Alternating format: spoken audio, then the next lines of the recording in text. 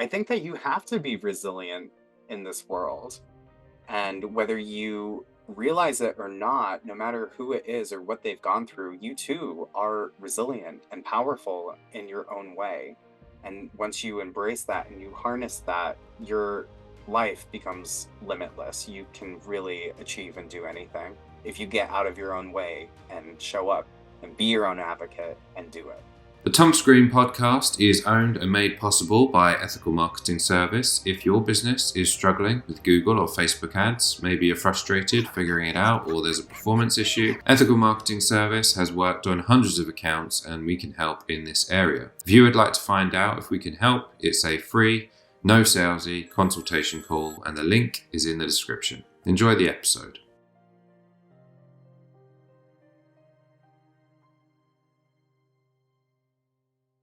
Thomas Green here with Ethical Marketing Service. On the episode today, we have Bruce Brackett. Bruce, welcome. Hi, Thomas. Thank you so much for having me. It is very much my pleasure. Would you like to take a moment and tell the audience a bit about yourself and what you do? Sure. Yeah. Hi, everyone. My name is Bruce W. Brackett. I am a social media influencer, author, a motivational speaker, international motivational speaker, and currently getting my certificate and license to be a life coach. And what I do is I am known mainly for my negativity be gone catchphrase on social media platforms. As someone who has overcome from bullying, trauma, mental health, addiction, I find a huge responsibility now that I'm on this side of that spectrum to give back to others who still might be left in the dust and they're still trying to figure out their way out of that. So I find a grave responsibility on my side to show that no matter what it is that you're facing or where you're from, that you too can overcome and recover. That's an amazing message. And thank you for doing that work. It's also twofold. So when I checked out the socials, I am a big fan of the positivity stuff. I think we lack some of that in the world, and I think you're exemplary in that way. But then also from the sort of more meaningful perspective of people who are going through tough times, and you help them along with that. So thank you very much for doing all that. And if Thank you you. wouldn't mind, wherever you feel is relevant in terms of your story, what would you share?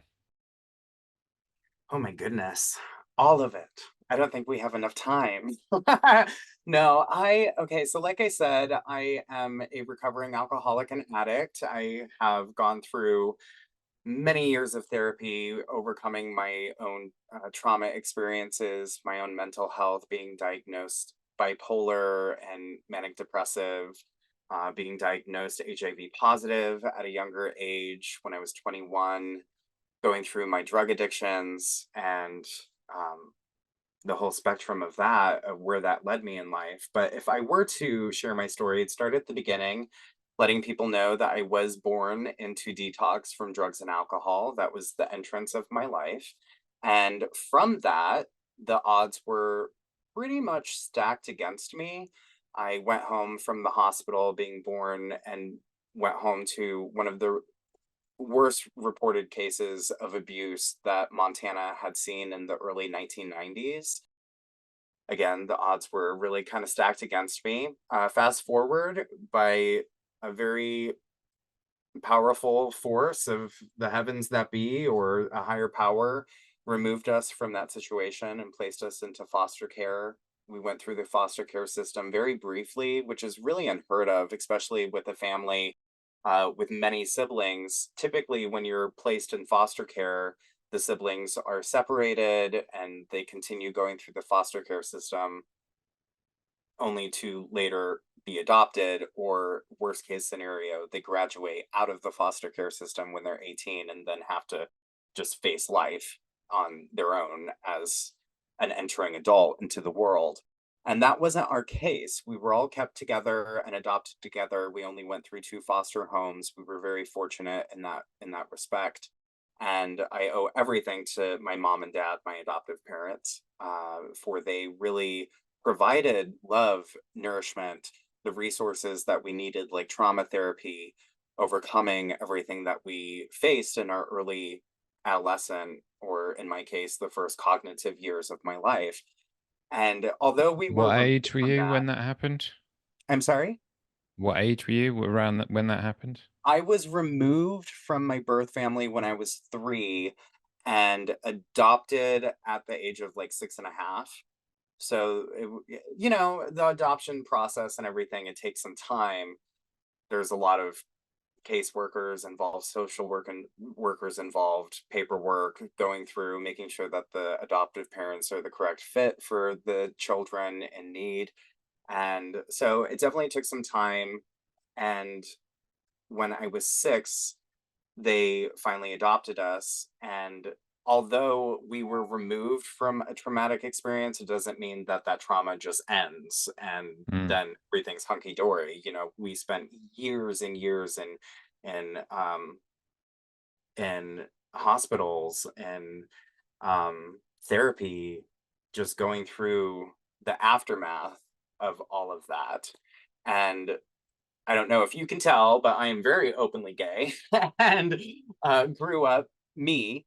And that's another really amazing gift that came from my adoptive parents is they were so open-minded and loving that they knew from the very beginning that I was gay and had no issue whatsoever, very open and um, embracing with that, which I also understand that that's not many people's stories. Um, they're rejected for just being who they are as a living, breathing person, and that wasn't necessarily my case. But in the small rural town that I grew up in Montana, outside of the family and just in the community, I was not accepted and I was relentlessly bullied in elementary, junior high, throughout, even up into in high school was a little bit less because we ended up moving out of the small town called Twin Bridges, and I ended up going to school in Butte, Montana, where ironically, I went to a Catholic high school and there was no bullying, but um, it was sprinkled here and there. But in terms of how it was in Twin Bridges, it was awful. Just the amount of fights that I was in, or being beaten up, having a Ziploc bag of urine being thrown on me. I mean, the list can go on and on of the bullying that I faced, but it was really a challenging time growing up in Montana in the early 90s, just being me. And yeah, the stories that I have, well, they're all in my book, How to Breathe While Suffocating. I really dive deep into a lot of that. Um, and when I was 16 years old, I ended up really, that was kind of the time that I entered my first mental health crisis, and I really disassociated and I ran away from home for essentially a summer. I was missing for a summer, and I went to a whole bunch of different cities. I reintroduced myself to drugs and alcohol and uh, careless anonymous sex and sex work and all of everything that happens when you reintroduce yourself to drugs. That's the avenue I took. And that really put obstacles in my adolescence or growing into the person that I am. And it helped shape me to become the person that I am today. So I don't necessarily regret any of those experiences. I, again, did a lot of therapy to overcome some of those experiences, but it really helped shape me who I am today. And, like everything, life is going to throw hurdles and obstacles and mountains in our way, and they come like the waves of the ocean, they come and go. And it's really a matter of mindset, what it is that you want to get out of your own life. We make the wake up list every single day if we're fortunate enough, so we always have an opportunity every single day, and that is what I am dedicating my life to, on just in my own personal life, but let alone that on social media. That is my advocacy work, and that's what I focus on. amazing, amazing story. I empathize a lot with your situation and everything that you're going through. The first follow up that I wanted to ask you about was just regarding sort of having to be taken away from your birth parents for your own safety, I think, is the reason. And I wanted Yes. to ask you about maybe the inner work that you've done later on in life about, I don't know if it's quite equivalent, but the divorce is sometimes is the analogy I'm going to make in the sense that adult children sometimes give that meaning and they carry that meaning around with them. And then, when you get to reflect on it later on in life, you get to have those sort of, what did I interpret that to mean? Did you have any of those thoughts, or did you carry it around with you for a while? And what was that process like? Absolutely. 100%. For a long time, because I was removed, I felt like I was worthless and I was easily discarded, which is not true. That's not the case. I was removed for my own safety and for my siblings' safety. And I held a lot of anger and resentment towards my birth mom, thinking that I was discarded and that I was a crap kid and just wasn't loved. And it took me a long time, going through years of counseling and therapy to discover that that's not the case.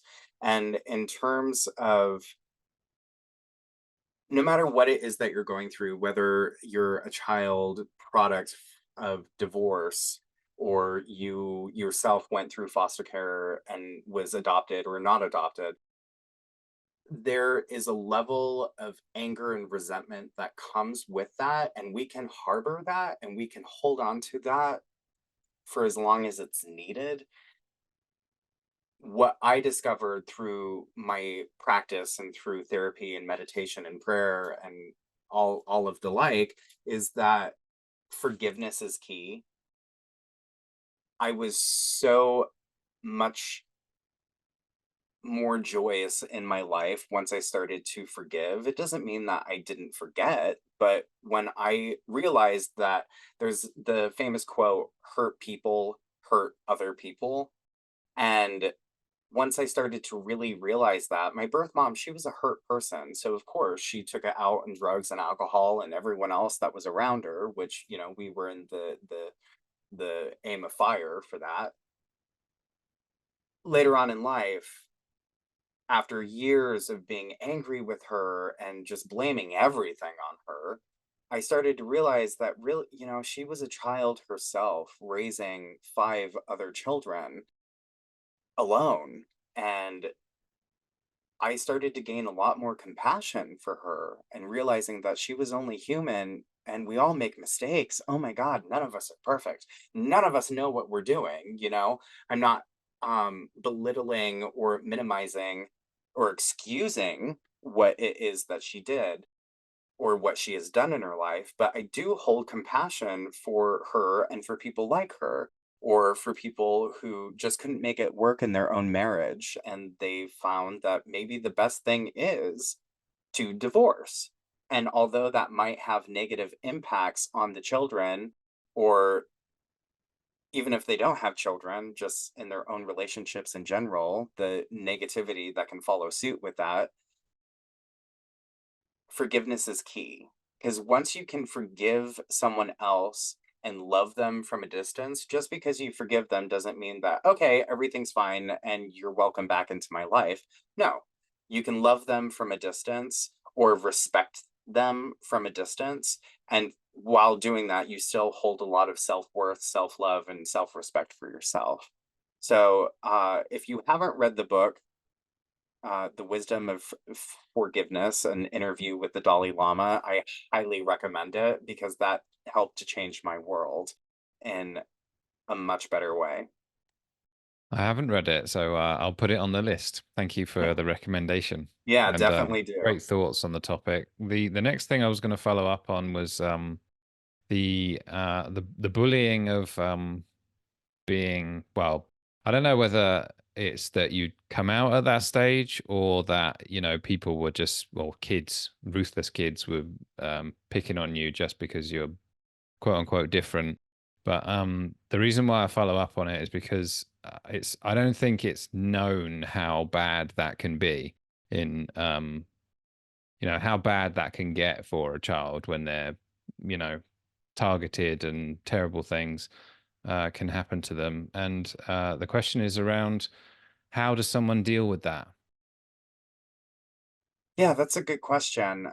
Well, it kids are kids and adults are adults, and bullying happens at any stage in our life in many different levels of degree. And for me, yes, it was bad for me. However, my experience might be a cakewalk for someone else. We look at what just happened with Next Benedict, who their life was taken because of bullying. So it's really all, and my utmost respect and heartache and prayers go out to Nex's family. It's really devastating.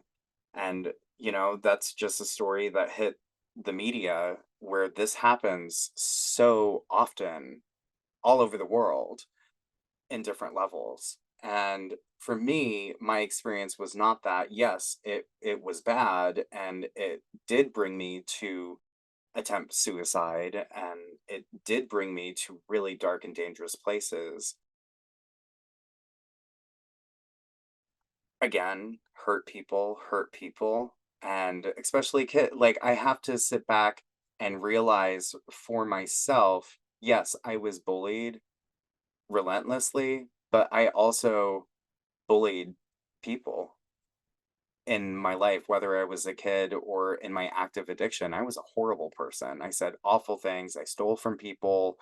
Um, So it's really about the learning experience of how do you want to become a better person? Do you want to be a better person or version of yourself than you were 5 minutes ago?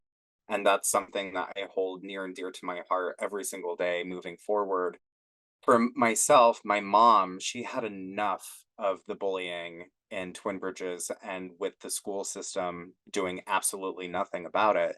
So she did her own research online and came up with some pamphlets, and we practiced at home. She would literally push me around the living room, calling me names, slurs, all of the stuff. And she taught me how to combat that. And the way that we approached it was, one, ignore it as much as possible, because when you just ignore it and you don't feed into it, the bullies, hopefully and usually, will find it less fun to bully you and they'll move on to someone else. They'll move on to another target, which is unfortunate, but that's what happens. And in my case, that for the most part worked. Did it stop the bullying 100%? No.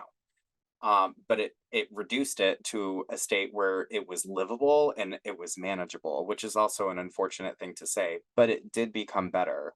So just by ignoring it or even going along with it, when someone would say, for example, your mom lives in a dumpster or something, I would respond with, yes, she does. And after school, I'm going to get some throw pillows that we can like decorate the rest of the dumpster. If you're more than welcome to come and help me after school if you want. And they would be like, you're what? You're crazy. Like that's not the response that I really wanted from you. They want you to get upset. They want you to become hurt. And when you don't give that to them, it makes it less fun for them. And again, hopefully they move on or it reduces the impact it is that they were looking for. So, um,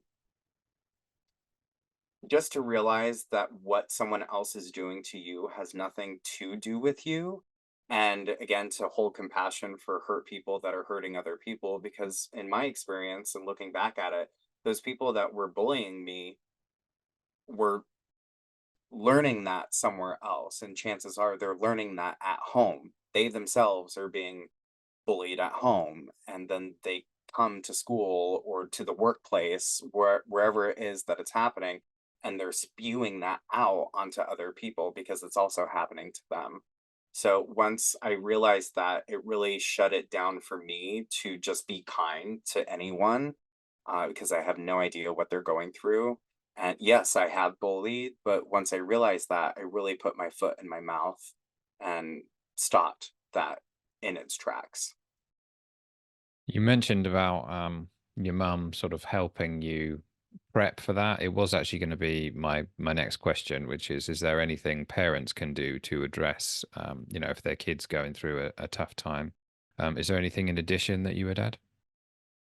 Yeah, I would add to speak up and speak up in any situation where you were being violated, because when you speak out in loudness, it takes the power away from the imposter, or it takes the power out of the toxicity.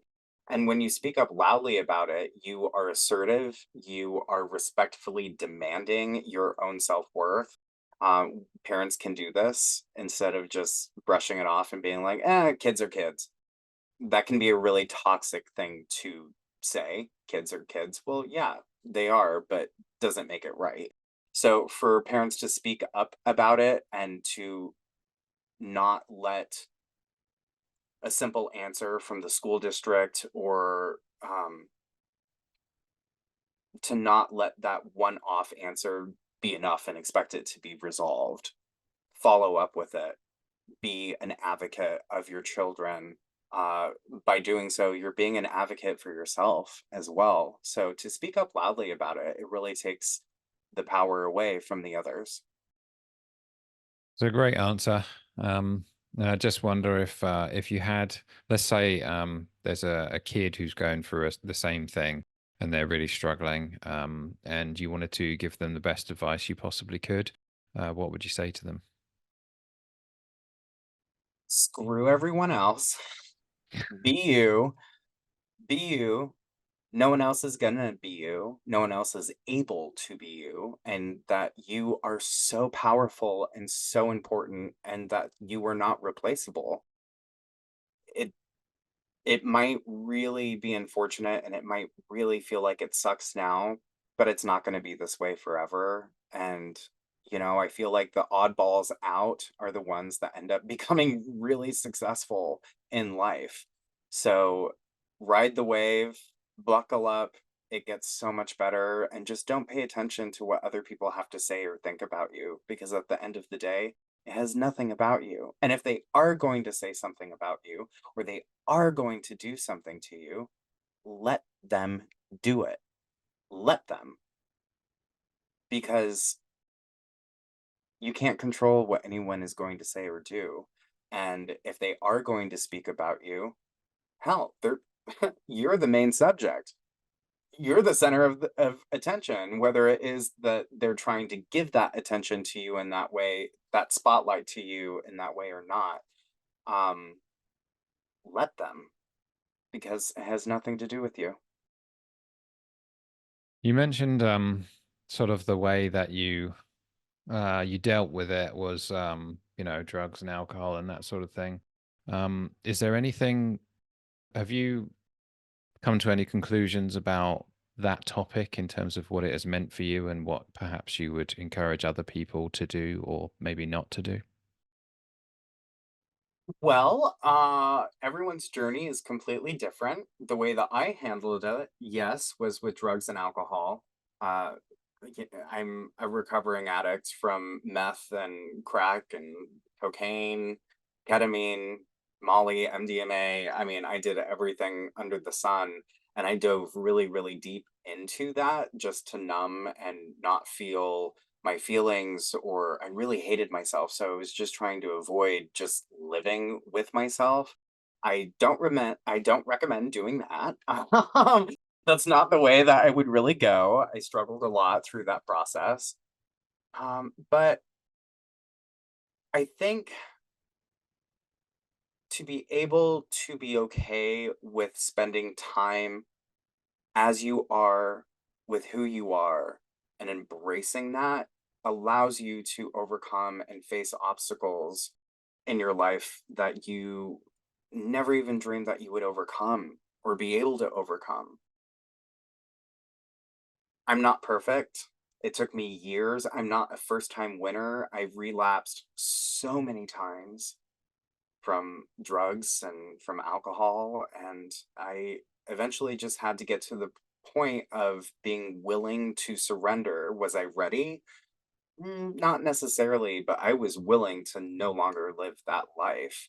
And once I started to take those steps of going to 12-step programs or outpatient rehab or re-entering myself into therapy, doing the work, realizing that I really just it was too much for me to do alone, so I needed to be okay with asking for help, and by doing that, the options became limitless. My life opened up in ways that I can't even begin to explain. Again, I dive really deep into it in my book of How to Breathe While Suffocating, which is, I think, a perfect title because I was suffocating for so long. How did I manage to get through that? And at the end of the day, sometimes it was as simple as I have to take a deep breath here. And let that moment pass. And if that moment doesn't pass, take another deep breath and just keep breathing until eventually I find that my heart rate has gone down and I'm a little bit more calm. And then I'm able to make a rational decision or choice.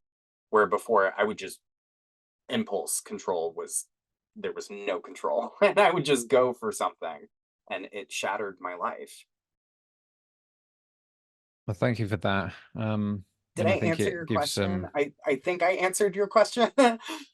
Well, you actually answered my question, and then you answered my next question, which was, how does someone else get out of it if they're in it as well? But anything else you would add other than what you've just shared? For people to realize that recovery is not a cookie cutter program. One shoe may not fit the other. What works for one person may not work for someone else. To take what works and leave the rest, and to realize that this is your journey and recovery, no matter what it is that you're dealing with, is not linear. There is no destination. It's a roller coaster. We all spiral and spiral and spiral, and there's going to be the ups and the downs and the sides and the in betweens, but eventually if we keep spiraling we will find our center, and that center is our peace. You always have peace. It's just a matter of getting out of your own way and realizing that for yourself. And to take your time. My God, again, no one knows what they're doing. This isn't a race. We're all on this rock being yeeted through the universe, trying to figure things out. And be human, make mistakes, learn from them, and embrace them and love them. It's great advice. You've mentioned the book a couple of times. Would you mind sharing a bit about it and the process and how it went writing it? Yeah.